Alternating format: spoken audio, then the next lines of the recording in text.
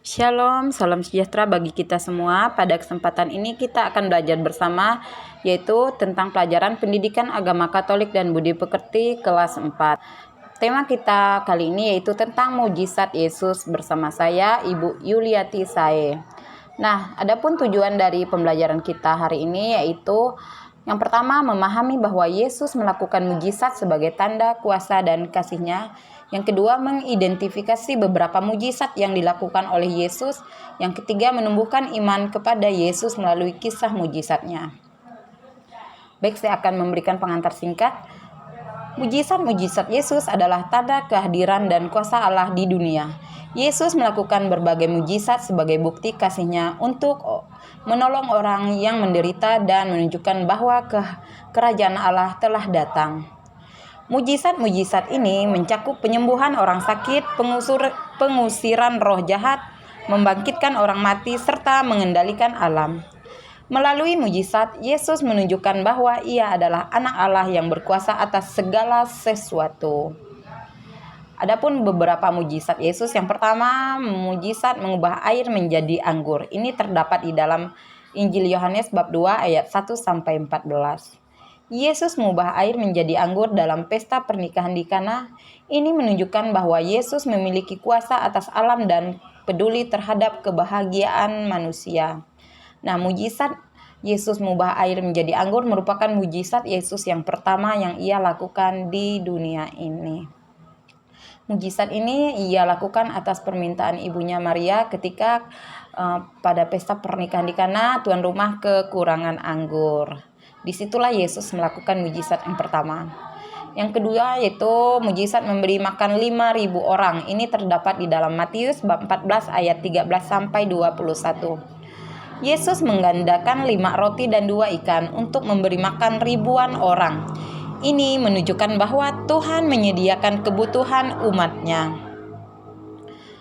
Ketika sedang mengajar banyak orang, pada saat itu para murid tidak memiliki makanan dan orang-orang yang hadir di situ tidak memiliki makanan.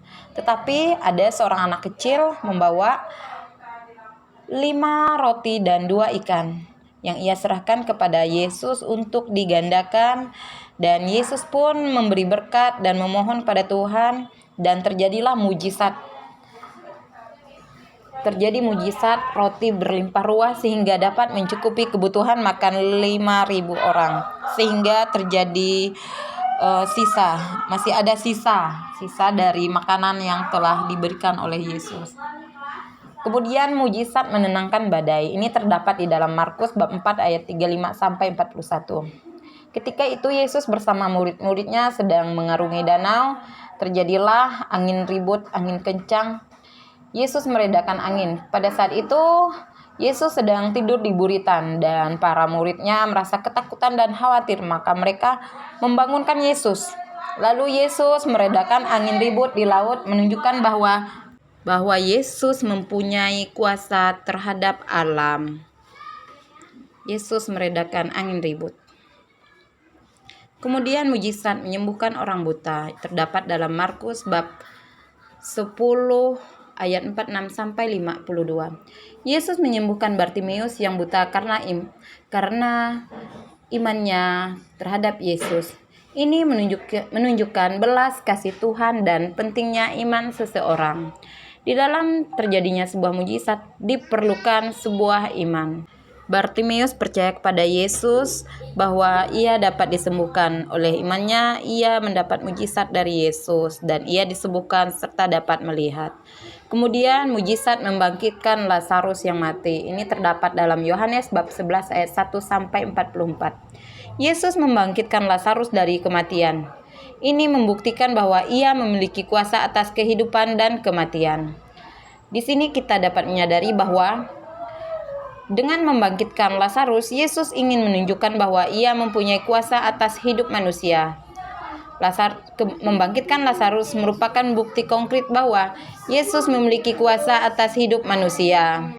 Berikut manfaat mujizat Yesus bagi manusia. Yang pertama, memberi harapan. Mujizat Yesus menunjukkan bahwa tidak ada yang mustahil bagi Tuhan. Mujizat Yesus memberikan harapan kepada orang yang mengalami kesulitan. Kemudian manfaat mujizat yang kedua, menunjukkan kasih Tuhan. Melalui mujizatnya, Yesus menunjukkan belas kasih dan kepeduliannya terhadap penderitaan manusia. Dengan melakukan mujizat, Yesus menunjukkan bahwa Ia peduli terhadap penderitaan manusia. Manfaat yang ketiga yaitu menyembuhkan penyakit dan kelemahan. Banyak mujizat Yesus yang menyembuhkan orang sakit. Ini menunjukkan bahwa Tuhan ingin manusia hidup sehat dan bahagia. Mujizat-mujizat yang dilakukan oleh Yesus ini menunjukkan bahwa Ia peduli terhadap kesehatan manusia. Ia